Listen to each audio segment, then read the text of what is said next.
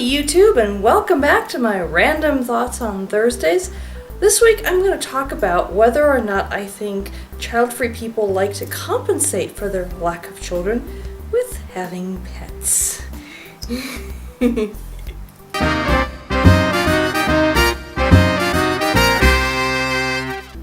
Alright, so I had to put the kitty down. He did not appreciate being used as a prop. So, regardless, what I'm going to talk about today, so a lot of, I participate in a lot of discussions with other child-free people, people with children, with people who have children who like to attack child-free people, just the whole gamut of types of people out there. And one of the themes I've noticed is, that a lot of those of us who are child-free do have pets. Now, there is a certain section of the child-free population who don't want pets, they don't want kids, they don't want anything. They just want to be left alone, and that's it. But, I think, child-free folks are just like the rest of the population, where a significant portion of us like having a pet in our life. And I have been accused before, and so have friends of mine, of, compensating for not having a child by having a pet. And while there is a certain percentage of pet owners, and I'm going to say pet owners because they could have children or they don't have children, it doesn't really matter, but there is a certain percentage of people who own pets who do treat their pets like children. First of all, they tend to get the little tiny itty bitty pets. So, like, I've got a cat, but, the little tiny dogs and things. And then they dress them up in all sorts of cute costumes, they carry them around little bassinets in their purses, etc. They do all sorts of kind of silly things with them that you might do with an infant or a toddler and that kind of thing. And so, I would say perhaps for that portion of pet owners that, some of them may actually have children, so they're not necessarily compensating for lack of children as much as they just treat their pet as yet another child in their life. And for those who are child-free and have pets and do that, they very well might be, because there's a certain portion of the child-free community who may not have had a choice in it, may not they may have come to being child-free through infertility and have chosen not to take infertility treatments, adopt, etc. And so therefore they're child-free, but not necessarily by choice. Those of us who are child-free by choice have actually made an active choice not to ever have children. We don't have infertility issues, etc., as much as we've just decided not to have kids. And, a lot of us do have pets. I would say the percentage of child-free people who treat their pets as children is about the same as those who have kids and treat their pets as children. I don't think there's any difference. I don't think there's a compensation mechanism there. I do love having pets, but I do think having a pet is very different from having a child. Sure, you could dress them up and do all sorts of silly infant things with them if you wanted to, but in general, they're really not the same thing. One, they'll never learn to talk. They generally know how to walk as soon as you adopt them. They're usually weaned from drinking milk, and they're on regular food by the time you're able to adopt them. You actually get to spay and neuter them, which, if you ever did that to a child, it would be considered cruelty, wouldn't it? So there's a number of differences there. I think, a lot of people tell me, I would never get a dog, they're too high maintenance. It depends. First of all, I think having a very intelligent, loyal dog helps. Mutts are really good, in my opinion. I don't like purebreds. I think the purebred trend should go away, because not only, mainly it's bad for the dogs. They're so inbred at this point that they have so many health issues.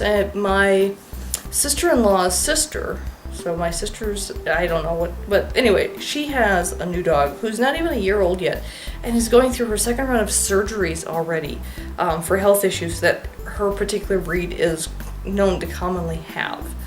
I'm like, you know, why do people inbreed these dogs? I mean, I can understand where the breeding came from in the first place. They're trying to breed a specific kind of dog for hunting, for guarding the house, for, you know, like pointers who are silent and just point out the prey rather than barking at it, bloodhounds, etc. I mean, each one of these purebred species has, or purebred breeds, I suppose, has a specific purpose of why they were bred in the first place. But people have, like, you know, come to the point where it's like a designer dog, and it's like, oh, I must have a purebred pedigree dog because it's oh so stylish, or at least, you know, some people do. Most people, I don't think, really give a flying fig, but there are certain people who really care about that it has to be a pure bred, and you know, those dogs they just have so many health problems. They tend not to live as long. I mean, it's heartbreaking in my opinion. Not to mention the fact that there's so many dogs and shelters that need rescuing anyway.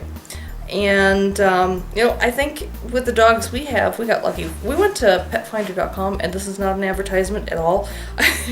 That's where we went. And we looked through all the photos of puppies. My husband knew that, bottom line, he wanted an Australian Shepherd mix. That's what the dog was that he had growing up, was a Aussie mix. He thinks that his dog might have been a mix between an Aussie and a Dutch Shepherd, which is different from a German Shepherd. Dutch Shepherds are darker in color. They don't have the red and the black. They tend to be more dark, more all black and stuff. And so his dog was pretty much all black and only just had like a little white T on his chest.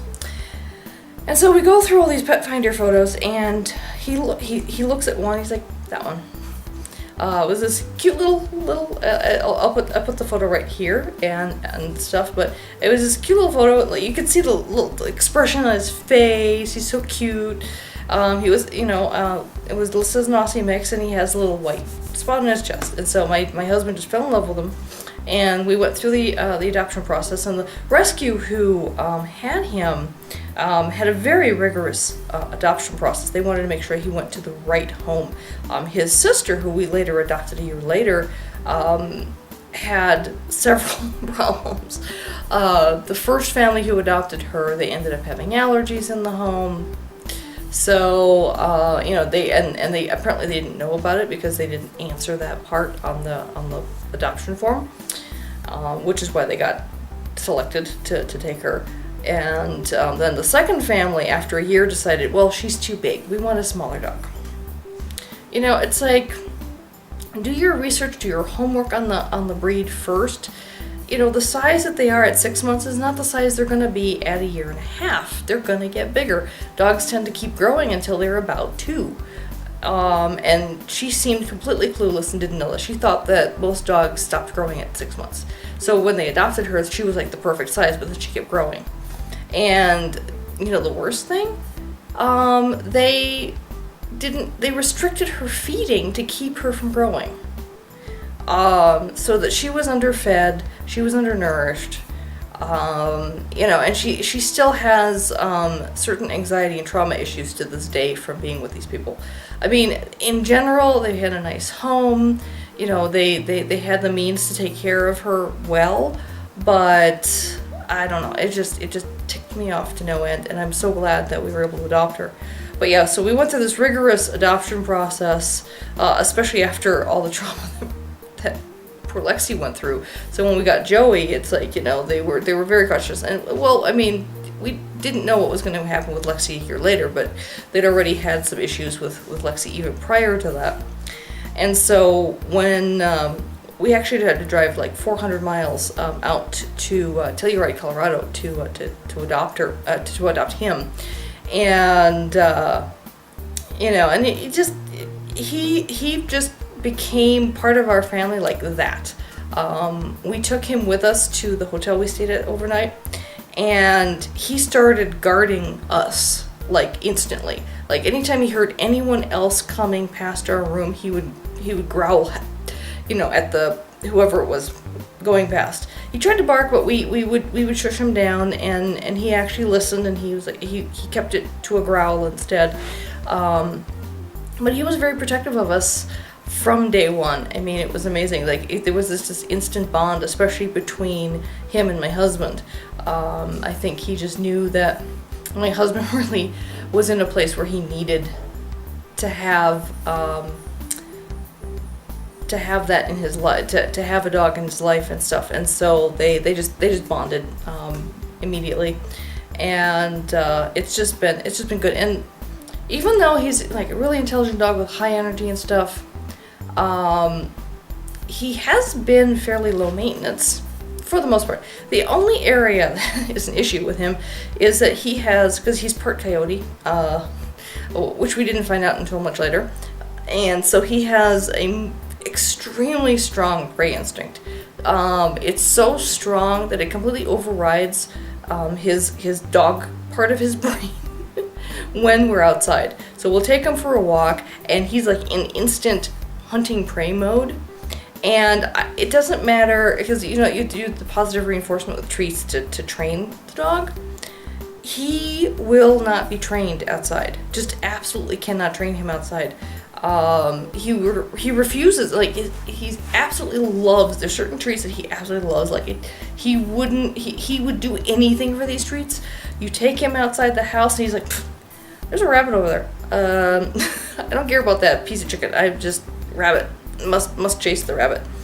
And he just completely like loses his brain for when he's outside. So it makes him practically impossible for walks. But it's okay, because we have a fully fenced backyard. We have a doggy door. He can go outside anytime he wants to in the backyard. And obviously, we keep the backyard clean. And then we have dog parks, we have doggy day camp, and then, we just, in the backyard, we throw balls and other toys and everything else and things. So we make sure he gets plenty of exercise, just not through walking, because it's just, like I said, he's just impossible. Now, his sister, on the other hand, Lexi, she's really good. She does have a bit of a prey instinct issue, but not to the overriding extent that he does. So we do occasionally take her when we go out walking, just because she'll just walk right beside us, and she's just fine. She's like a normal dog. So she is, and she also looks a little bit more dog, and he looks a little bit more coyote. So I think the coyote genes are definitely a little bit expressing themselves more strongly in him.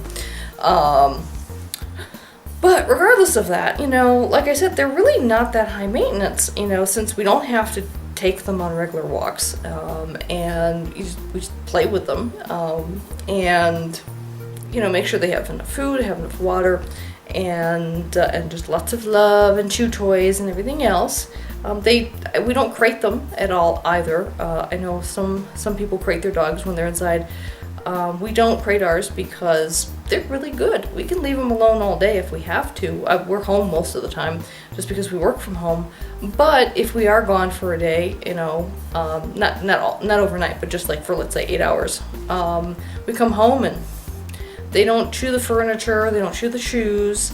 They have a great respect for our belongings. Now, one of the things that they do, it's really cute though, is they'll grab something out of the laundry, either of mine or of his or both, and make a little nest and then curl up in it.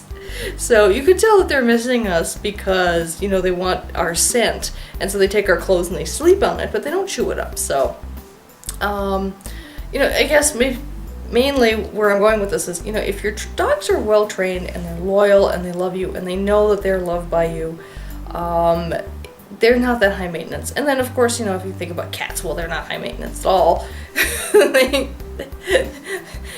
They can give a rat's ass about you as long as they have food and water and a litter box to poop in, and then they're fine. And then, other animals, like fish. I've had aquariums in the past. I'm sure for those of you who remember my older vlogs, I had an aquarium in the back.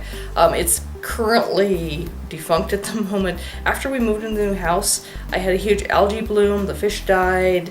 It was in a new environment. It hadn't stabilized. And since then, I just haven't had the time to reestablish the tank. So I'm actually looking at it right now. It's right over there, but I don't. It's just rocks and water right now, and that's it. And I'll deal with it someday, but right now I just don't have the time to devote to actually setting it, because that's the highest maintenance of a fish tank, is getting the aquarium established. Once it's stabilized, you know, you just keep feeding and regular cleaning on a monthly basis or so, and it's fine. You know, it can be stable for years and years, but just setting it up is high maintenance. So yeah, I mean, I think children are far higher maintenance. We babysat our nephew for, you know, all of like half an hour last weekend, and it was an exercise in socializing him with different people. He really hasn't had to stay with people other than his parents or his grandparents in his 2 years of his life so far, and so he gets very upset when mommy's not around, or dad or grandpa or grandma, and so we were trying to distract him by playing with our dog, because he loves our dog Joey, and mom and dad snuck out, and as soon as he noticed that they were gone, oh my, screaming fit like you wouldn't believe. And I ended up taking him on a walk around the block to find mommy, because it made him feel better. And then when we got back to the house and she wasn't here, he wanted to go again, but poor little guy, he was getting tired, I could tell. And I did carry him part of the way, but my back just couldn't take carrying him for that long. So we went back in the house and we put on his favorite movie, Toy Story, and we just kind of set him down, and it's like, okay, just, because we knew that the parents were going to be only gone for like half an hour or so. You know, 20 minutes later they came back and everything. It was just like a quick exercise just to kind of get him used to us, so that he could stay with us once in a while too, and not just his grandparents. And you know, just that half hour was he was far more high maintenance in that half hour than my dogs can be in an entire day. You know, I love our nephew to death. I really do. He's adorable. He's really smart. He has a lot of fun with our dogs and everything when he's calm. But yeah, he's a little handful at 2. So anyway, that's basically my point. Was, you know, I don't think those of us who are child free, for the most part, I think most of us don't have pets as a compensation for having kids. It's just, we have pets because we happen to love animals and have pets. And I guess that's the point I wanted to make. So hopefully I didn't ramble too much. If you are liking my vlogs, please give them a thumbs up. Please share them. And please subscribe if you haven't yet. I appreciate everyone who subscribes. And until next time, take care. Bye-bye.